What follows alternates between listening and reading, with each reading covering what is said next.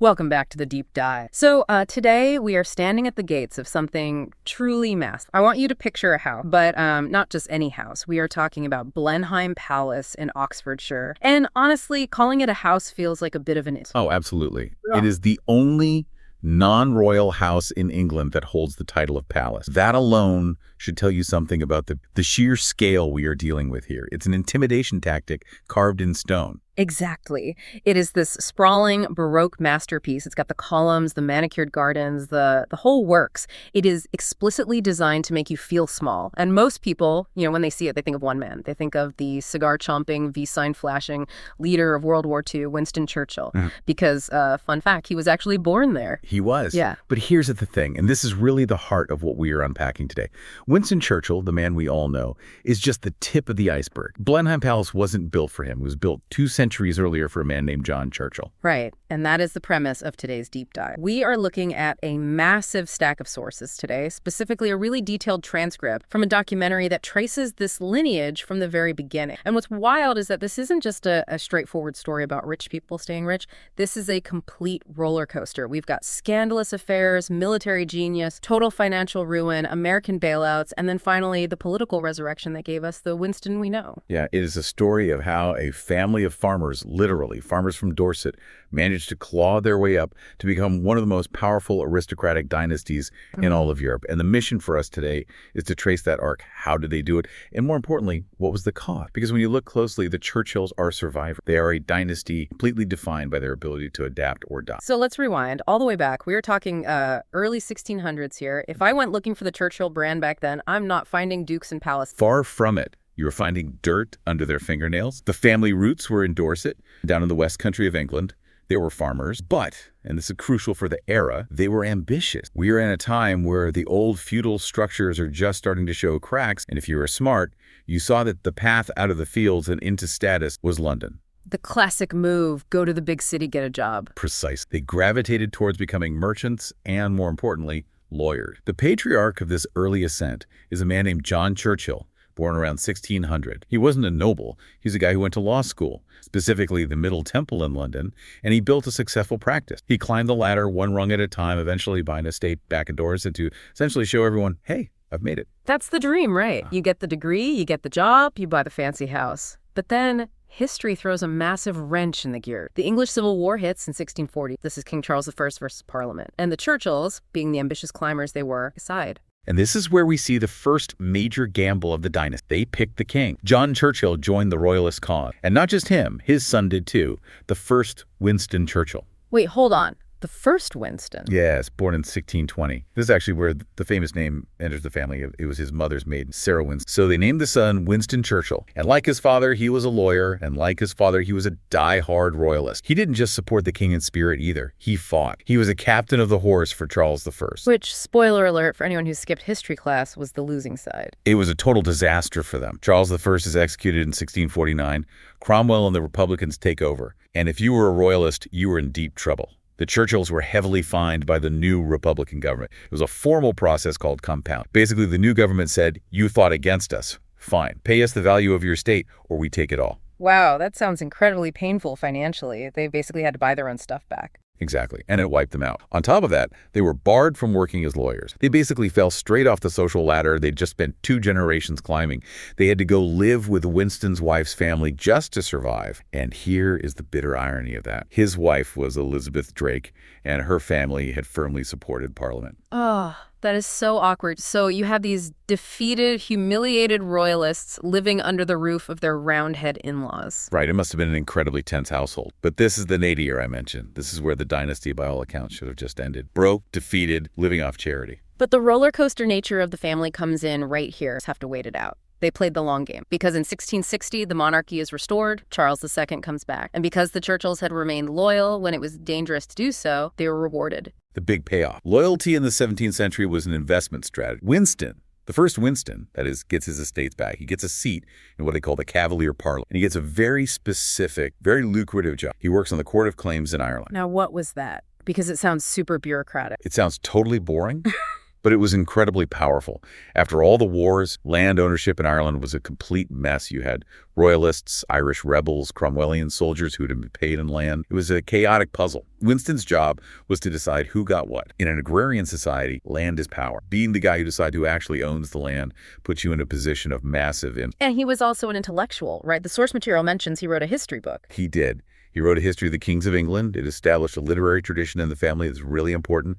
It's fascinating to think that centuries later, his descendant, the famous Winston, would also write a massive history of the English-speaking people. The DNA was there early on, the sword and the pen. Okay, so they are back on their feet, they have some land, some status, but they aren't palace rich yet. They aren't dukes. And this brings us to the part of the story that I think is the most scandalous, the absolute turbo boost for the family. The scandalous boost, as historians might politely call it, or just plain old sexual politics. We have to talk about Arabella. Yes, Arabella Churchill, Winston's daughter. Born in 1648, actually born before her parents were officially married, likely due to the chaos of the Civil War. She ends up at court, serving as a maid of honor to the Duchess of York. So she grows up, she's at court, and around 1665, she catches the eye of a very specific man. James, Duke of York, the brother of the king and the future King James II. Arabella became his mistress. Now, in modern terms, this just sounds like a tabloid scandal, but back then this is actual career advancement, right? It's cynical to say, but yes. In the 17th century aristocracy, proximity to the king or the heir was absolutely everything. If you couldn't be the king, being the king's lover or the brother of the king's lover was the next best thing. And Arabella wasn't just a brief fling. She had 4 children with James. They were given the surname Fitzjames, meaning son of James. One of them even became a famous general in France, the Duke of Berwick. But the real payoff wasn't just for Arabella, was it? It was for her brother. John Churchill, born 1650. This is the man who would become the first Duke of Marlborough, the man who actually built Blenheim Palace. And we have to be completely honest here. His foot in the door was entirely his sister's relationship with the Duke of York. So, because his sister is sleeping with the future king, John gets a job as a page, then he becomes a soldier, and suddenly he's on the fast track. That's the reality of it. It was nepotism, plain and simple.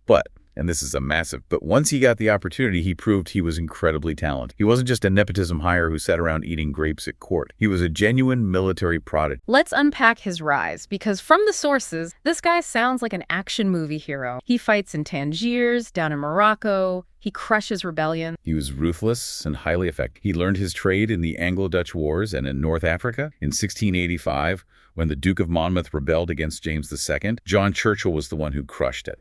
He was loyal, capable, and rising fast. He was James II's right-hand man. But then we hit 1688, the Glorious Revolution. This feels like the biggest test of his life, and honestly, the biggest betrayal. It was the ultimate dilemma. James II is king. He's the man who made the Churchill family. He's the father of John's nephews and nieces via Arabella. But James is Catholic, and England is aggressively Protestant, and John Churchill is Protestant. And the political establishment basically decides they don't want a Catholic king. So they invite William of Orange from the Netherlands to invade, and John has to choose, stick with his patron, the guy who gave him everything, or flip sides. And he flips. He abandons James II and sides with William of Orange. That must have been so cold, just structurally. It was incredibly calculated. He rode out of London ostensibly to command James's troops against the invader, and then in the dark of night, he just defected to William's camp. It effectively ended James's reign right there. Right. If your top general leaves, you're done. The army collapses. So he saves his own career, but does the new king even trust him? I mean, if I'm William of Orange, I'm looking at this guy thinking, you turned on him, you'll definitely turn on me. William absolutely thought that. It wasn't a smooth transition at all. John was viewed with deep suspicion by the new regime. He was even imprisoned in the Tower of London briefly in 1692 because they thought he might still be secretly talking to the exiled James. Which he probably was, knowing how this family operates. There is solid evidence he kept lines of communication open. Yes, he was hedging his bet. He wanted to make sure that if the old king somehow came back, he had an insurance policy. It's that deep survival instinct again.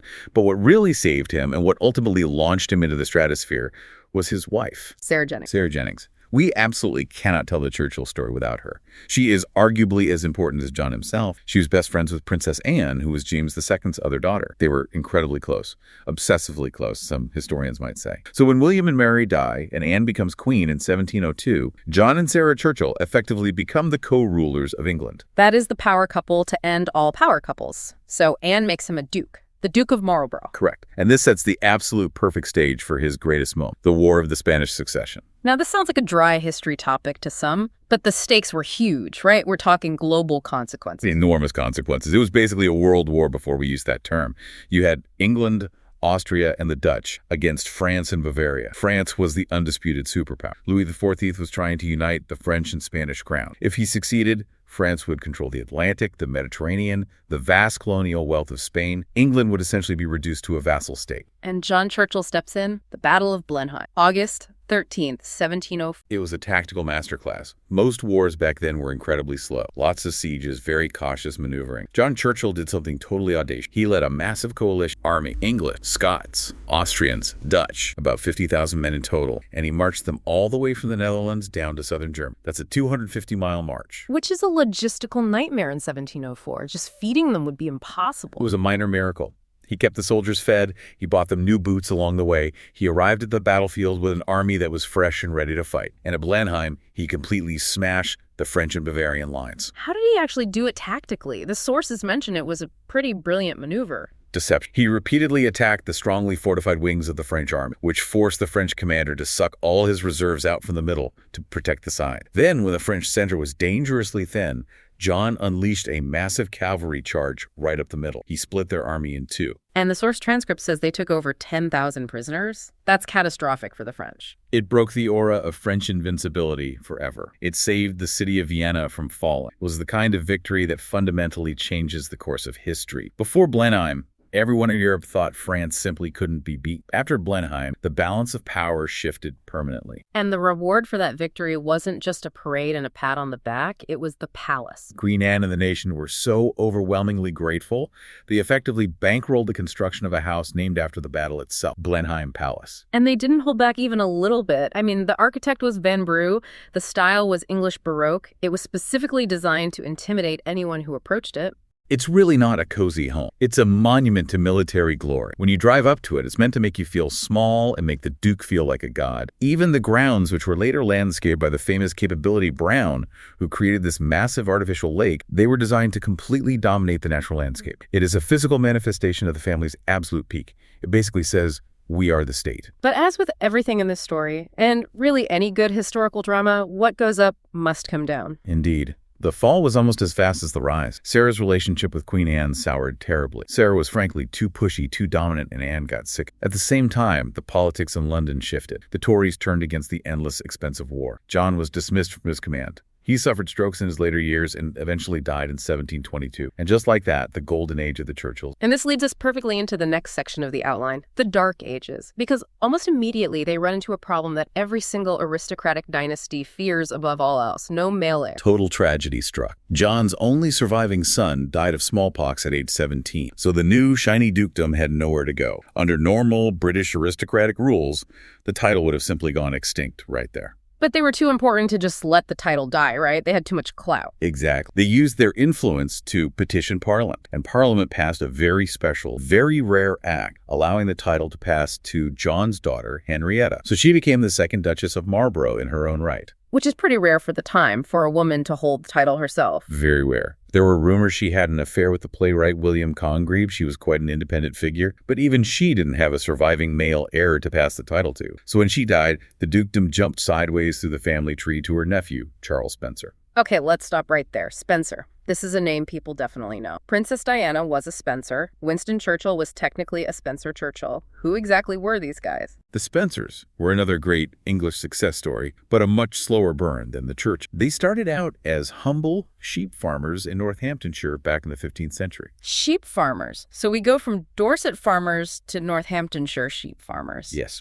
Agriculture was the root of all wealth. They made an absolute fortune in the wool trade, bought massive tracts of land, became knights, and then eventually earls of Suffolk. Their base was Ulthorpe. So when the Churchill line ran dry of men, the Spencer line merged in to take over the Blenheim estate. For a while, the family was just known as Spencer. It wasn't until the 5th Duke that they intentionally revived the Churchill name to become Spencer Churchill. They did it to remind everyone, hey, remember the guy who won the Battle of Blenheim? We're his family. It's all about branding. You have to keep the IP alive if you want to keep the prestige. Precisely. But branding doesn't pay the bill. And this is where the story gets really grim. From the mid-1700s all the way through the mid-1800s, the Dukes of Marlborough were, well, they were notoriously terrible with money. How bad are we talking here? Just living beyond their means?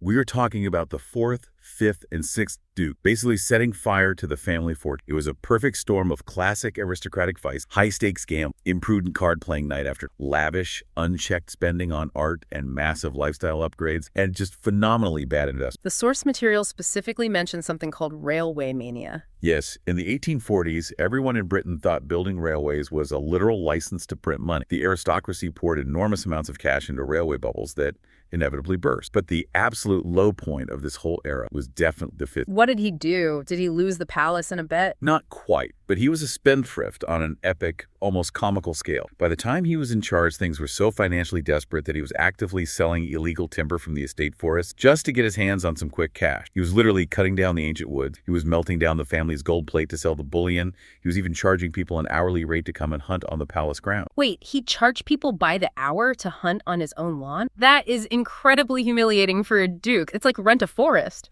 It was the absolute aristocratic equivalent of driving for Uber to make rent. By the mid-19th century, Blenheim was severely run down. The family was drowning in massive unpayable debt.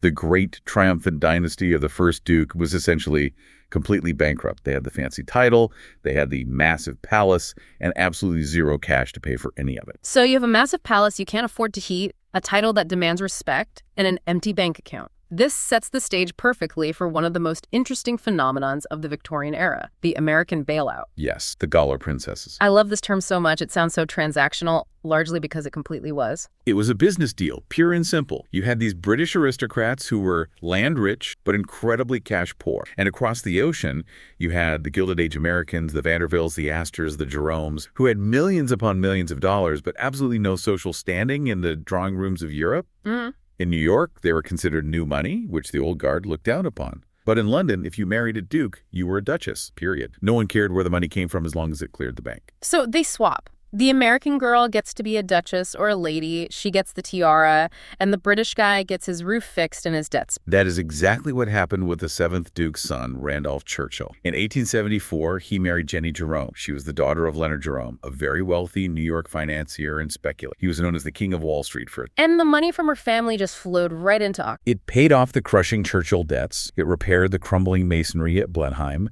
It quite literally saved the dynasty. Without Jenny Jerome's dowry, the lights might have literally gone out at Blenheim Palace. The family we know today exists because of American cash. And it also produced a child. But before we get to him, we have to talk about his father, Randolph. Because looking at the source transcript, Randolph Churchill seems like a fascinating, tragic movie character all on his own. Lord Randolph Churchill, he was fascinating. He was the one who actually dropped the Spencer part of the name and just went by Churchill for his public life. He was incredibly charismatic, highly radical, and deeply unstable. He was a conservative politician, but the sources call him a Tory radical. What does that even mean? Yes, he championed something called one nation conservative. He was trying to appeal directly to the working class. He realized that with the voting franchise expanding in Britain, the conservatives couldn't just remain the party of the rich landowners. They needed the factory work. And he rose like a rocket on this platform. He was Secretary of State for India and then Chancellor of the Exchequer at the shockingly young age, 37. That is incredibly young for that job. For context, it's like being the chief financial officer of the entire British Empire before you're 40. He was brilliant, but it was also exceptionally arrogant. In 1886, he got into a bitter dispute over the military budget. He wanted deep cuts. The rest of the cabinet absolutely didn't.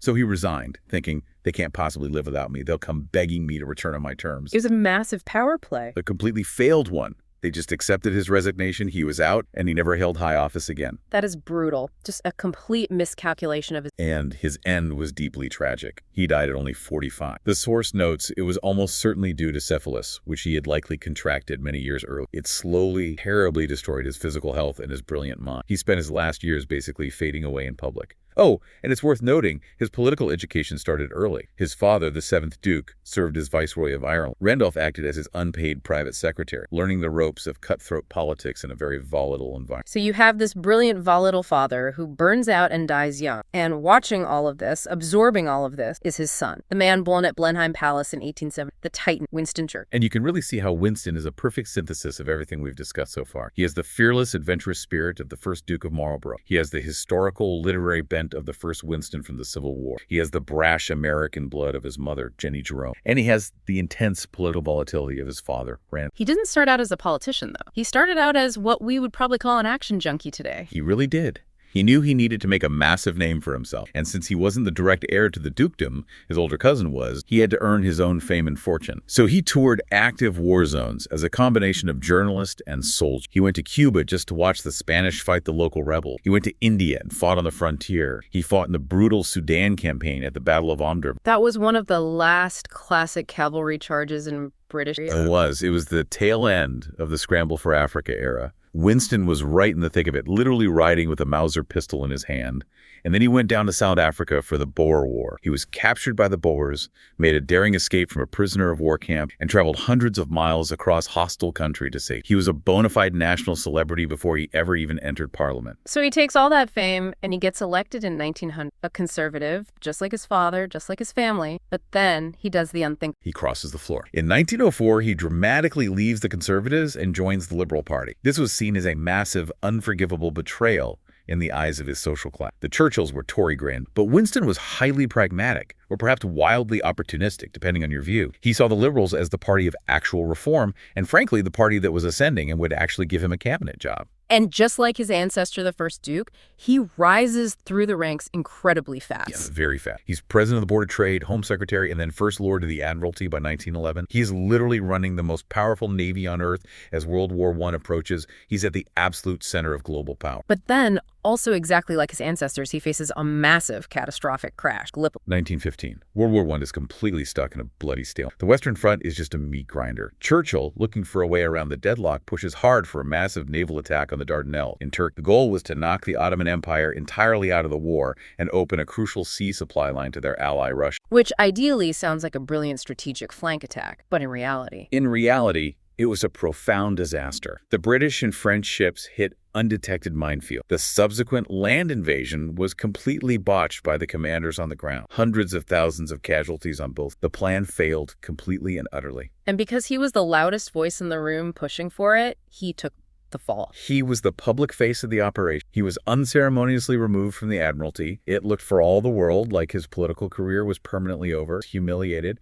And what he did next is just so quintessentially Churchill. He didn't just retire to the countryside to paint. He resigned from the government entirely and went to the muddy trenches in France to serve as a frontline battalion commander. Talk about a demotion. From running the entire Royal Navy to sitting in the freezing mud with lice and rats getting shot at. It was his personal pen and ultimately his redemption. He slowly clawed his way back into politics. He eventually returned to government as Minister of Munitions, then Secretary of State for War and Air. But by the 1930s, he was cast out into the wilderness again. He was politically completely isolated. This is the famous period where he's warning everyone in Parliament about Hitler rearming, and everyone is essentially telling him to shut up and go away. Exactly. He was widely seen as a warmonger, a crank, a relic of a bygone Victorian era, so he spent those wilderness years writing. Specifically, he wrote a massive, highly detailed 4-volume biography of his ancestor, the first Duke of Marlborough. That is so poetic when you think about it. He's sitting there studying the life of his family's great general, analyzing how to fight a European war,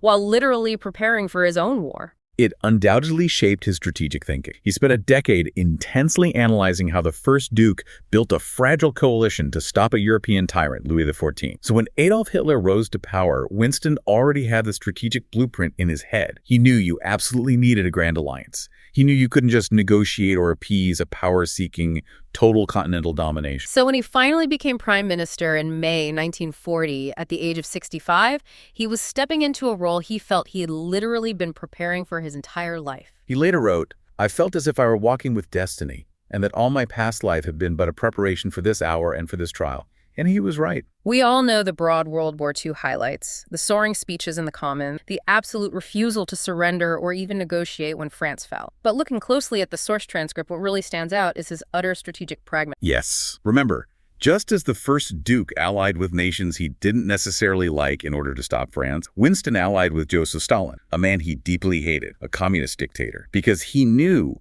he needed the massive Soviet army to bleed Hitler dry. He courted FDR and the Americans relentlessly, swallowing his immense British pride because he knew Britain couldn't win alone. His focus was always on the Mediterranean, Egypt, Gibraltar, keeping the sea lanes open. And he saw the future coming too, before the war was even over. He did. Even while they were still fighting the Nazis, he was deeply worried about the Soviet Union's post-war intention. He saw the Iron Curtain coming before anyone else used the term. He fought bitterly to keep Greece out of the communist bloc, though he knew he couldn't realistically save Poland from Soviet occupation. He was playing 3D geopolitical chess while everyone else was just celebrating the end of the hot war. It's incredibly interesting that the source explicitly mentions he lost the 1945 election. I mean, he literally wins the biggest war in human history, and the British people almost immediately vote him out of office. It was a massive shock to him personally, but it shows that the British public desperately wanted domestic change. They had suffered through years of rationing and bombing. They wanted a modern welfare state, better housing, a national health care system, things the Labour Party was promising. Winston was viewed as a phenomenal war leader, but not a peacetime reformer. The voters effectively said, "Thank you so much for saving us from fascism, but we need someone else to rebuild the house now." He did come back, though, right? He gave the famous Iron Curtain speech in Missouri in 1946, and then he returned. But his true golden hour was always 1940 to 1950. Absolutely. His second term was much quieter, marked by declining health. He finally retired in 1955 and died in 1965. He was given a massive state funeral, the likes of which hadn't been seen for a non-royal, the Duke of Wellington. And he refused the title Duke of London. It's just such a he wanted to remember. He knew his own name was infinitely bigger than any new dukedom they could invent for him. And practically, he wanted to remain in the House of Commons, which you legally cannot do if you accept a dukedom and move to the House of Lords. He was a Commons man to the end. But while Winston was out saving the world and dominating the 20th century, the actual dukedom, the palace, the main aristocratic title, was quietly continuing down the other line. And this brings us to the final section of our outline, the modern dynasty, because the story definitely did. It's really a fascinating tale of two completely different families from that point on. You have Winston's branch, which produced generations of politicians and media celebrities, but his son Randolph really struggled. The source material mentions Randolph had a severe drinking problem. He lived entirely in his father's immense shadow. It's impossibly hard to be the son of the man widely considered the greatest Briton of all time. He tried to forge his own political career, largely failed, and drank heavily. He was notoriously argumentative and difficult to be around. He died only 3 years after Winston did, the very sad postscript to that branch. Though Winston's grandson, also named Winston, did serve as a member of Parliament for 27 years, keeping the political flame alive somewhat. Meanwhile, back at the enormous palace, The senior line, the Spencer Churchills, quietly kept the grand title. The 9th Duke was actually a relatively prominent politician in his own right, serving as undersecretary for the colonies, but the 10th Duke, well, he basically had to do exactly what the 7th Duke did. He had to marry American money to save the estate again. Consuela Vanderbilt, the ultimate dollar princess. Yes, another massive fortune forcibly injected into the estate. It was a notoriously unhappy arranged marriage. Her mother literally locked her in her room and forced her into it to get the Duchess title. Consuelo reportedly cried at the altar, but her massive Vanderbilt dowry fixed the Blenheim ruse yet again. And the 10th Duke was actually the one who really opened Blenheim up to the general public as tourists. He realized that to pay the crushing 20th century death duties and keep the estate intact, you needed heavy ticket sales. So if you visit Blenheim today and buy a ticket, you really have the 10th Duke to thank. He turned the historic monument into a viable modern business. But things take a noticeably darker turn with the more recent generations. They do. The 11th Duke, John George, held the title for a very long time until 2014. He was a steady, conservative hand on the tiller. But his son, Jamie, the 12th Duke and the current title holder, he's been widely called the black sheep of the family. The outline explicitly calls his life a mix of tragedy and modern scandal. What exactly? Jamie had a very long, very public history of severe drug addiction. He even spent time in prison for forging pharmacy prescriptions to get drugs. It got so incredibly bad that his father, the 11th Duke, took unprecedented legal action. He set up a binding legal trust to manage the entire Blenheim estate. He basically went to court and said, "My son cannot be trusted to run this historical legacy." So Jamie is the 12th Duke of Marlborough. He holds the title, but he doesn't actually control the checkbook or the property. Exactly. He has the social title, but a board of trustees actually runs the estate and the business. It's a strict protective measure to ensure Blenheim survives to the next generation without being squandered. And tragically, the controversy around him hasn't stopped. The source material notes that in 2025, spilling into 2026, he was formally charged with assaulting his second. It's a really heavy note to end the timeline on. You have this incredible sweeping history of immense greatness, the Battle of Blenheim, the World War II victory, saving Europe twice, and then you have modern tabloid scandals, addiction, and assault charge. It's the ultimate duality of the British aristocracy. For every brilliant Winston or strategic first Duke, there's a massive spendthrift, a scoundrel, or a tragic figure. The talent simply doesn't always breed true down the bloodline. It powerfully reminds us that these are just people, flawed, messy, sometimes broken people who just happen to live in a monument. So bringing this all together, What does this all mean for us? When we look back at the entire arc of the Churchill dynasty, from the muddy farmers in Dorset to the palace to Downing, what is the ultimate take? I think the grand synthesis here is extreme resilience and rapid adaptation. This family should have died out or faded into absolute obscurity multiple times over the centuries. They were on the losing side of the bloody Civil War that completely ran out of male heirs. They went functionally bankrupt more than once, but every single time they hit a wall, they found a way around. Usually by bringing in outsiders, or just straight up changing the rules of the game. Exactly. They survived because of a totally unprecedented act of Parliament allowing a woman to inherit the dukedom. They survived because of desperate marriages to American heiresses, bringing in millions in cash. They survived because a cadet brand, Winston's supposedly lesser line, completely eclipsed the main line in global fame and gave the family name an untouchable modern halo. They are the ultimate historical survivors. You know, it really makes you wonder if those American dollar princesses hadn't bailed them out when they were broke, if Jenny Jerome hadn't brought her Wall Street money over and married Randolph, Winston Churchill probably wouldn't have had the immense platform, the elite education, or the deep political connections to become the leader he was. It's a very valid, actually quite chilling what if. History literally turned on a 19th century marriage settlement. Yeah. Without that injection of American money, the Churchill name might have just quietly faded into obscurity in the Victorian era. And who knows what the 20th century would have looked like without Winston Churchill standing in the breach in 1940. That is a genuinely wild thought to leave on. Yeah. We might literally be speaking German today if a New York businessman hadn't desperately wanted his daughter called a lady. A very provocative thought indeed. It perfectly shows how incredibly interconnected history really is. It's never just one man. It's the centuries of scaffolding behind him. Well, that officially wraps up our deep dive into the Churchill, from the farm to the palace to the underground bunker. What an absolute ride. Thanks for listening, and we'll catch you on the next one.